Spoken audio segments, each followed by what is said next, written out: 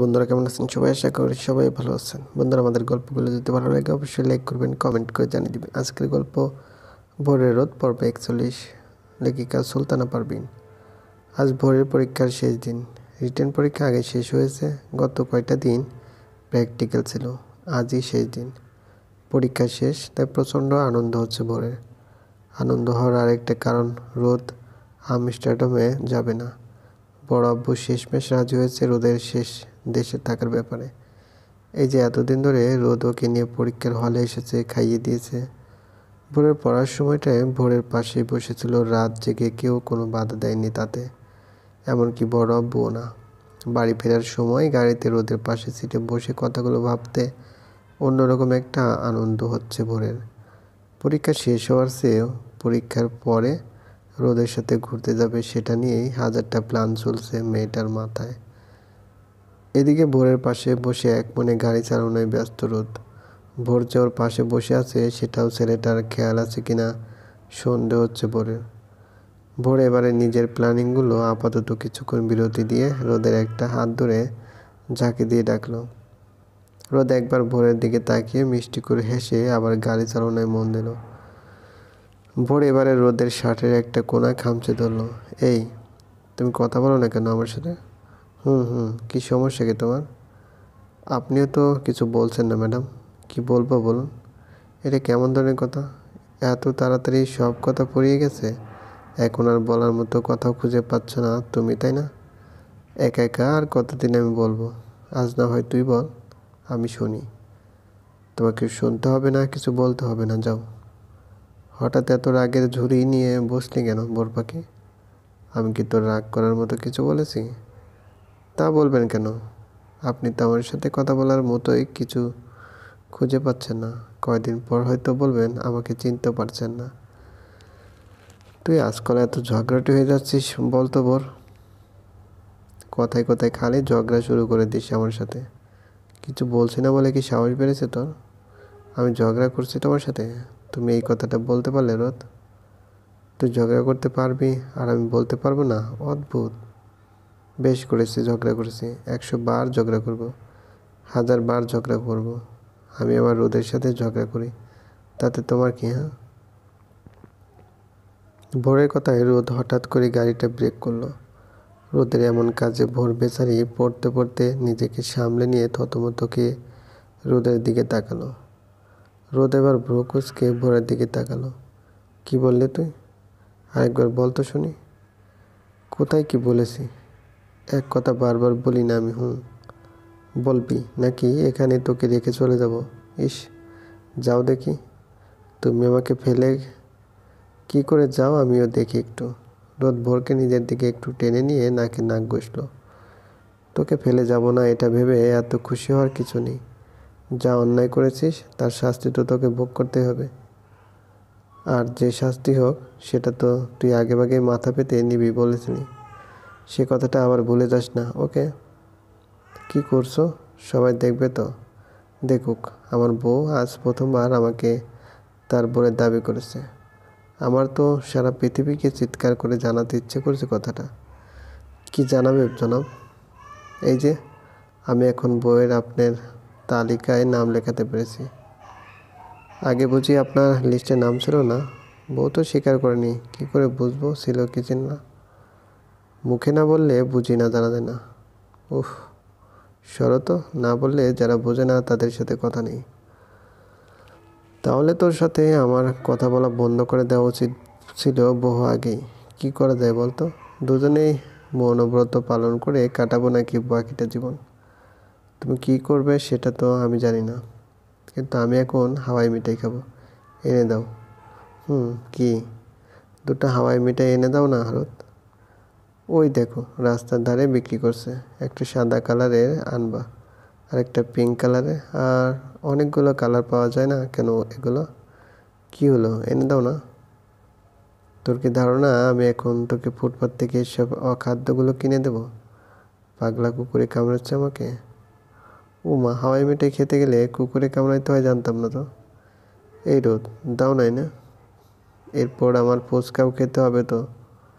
তারপর অনেকগুলো চকলেট কিনে দিবা, চিপস কিনে দিবা, আর আমি যখনই ভাবি তুই একটু ম্যাচুর হচ্ছিস, তখনই তোর উপরে কথা থেকে আবার বাচ্চা মেয়ের ভূত এসে ভর করে বলতো।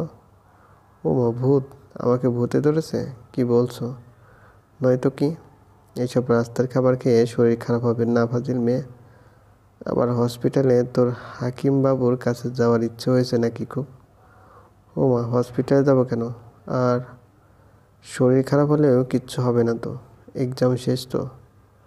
আর একটা কথা বলবি তো ঠাস করে একটা থাপ্পড় লাগাবো বলে দিলাম। বোর, চুপ করে বসে থাক। এইসব পচা জিনিস আমি আপনাকে কিনে দিচ্ছি না ম্যাডাম। সো বায়না করে কোনো লাভ হবে না। আর এক্সাম শেষে বলে যা ইচ্ছে খেয়ে যেমন ইচ্ছা চলে আপনি শরীর খারাপ করবেন, আর আমি সেসব হাঁ করে চেয়ে চেয়ে দেখবো, সেটা ভেবেছিস নাকি? না না না, আমি এত কিছু জানি না। আমাকে কিনে দিতেই হবে।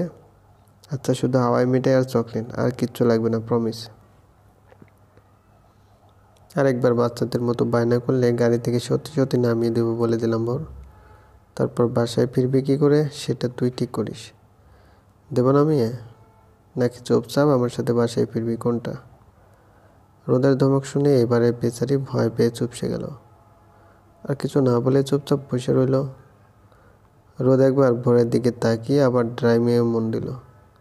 বাসায় ফিরেও রোদের সাথে একটা কথা বলল না ভোর। রোদও একবারও ভোরের রাগ ভাঙাতে এলো না দেখে প্রচণ্ড অভিমান হলো ভোরের।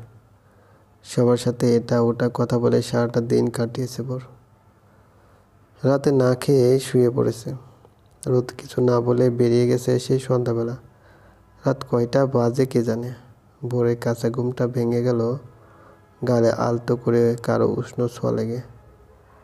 ঘুম ভাঙলেও ইচ্ছে করে চোখ মেলানো ভোর। সারাদিন একবার কথা না বলে এখন মাঝরাতে চুপি চুপি ডাকতে এলে কথা বলবে কেন? ভোর কথাগুলো ভাবতে ভাবতে গলায় রোদে ঠোঁটে স্পর্শ অনুভব করে একবার কেঁপে উঠল ভোর। নিজের সমস্ত ইচ্ছা শক্তি দিয়ে নিজেকে শান্ত করার চেষ্টা করেও কতটা সফল হচ্ছে বলা মুশকিল। ঘুমের ভান করে যত পড়ে থাকবি ততই গভীর হবে স্পর্শগুলো। যত পালানোর চেষ্টা করবি ততই শক্ত করে আঁকড়ে নেব। এখন আর নাটক না করে আয় আমার সাথে, কিছুক্ষণ ছাদে গিয়ে বসি চল।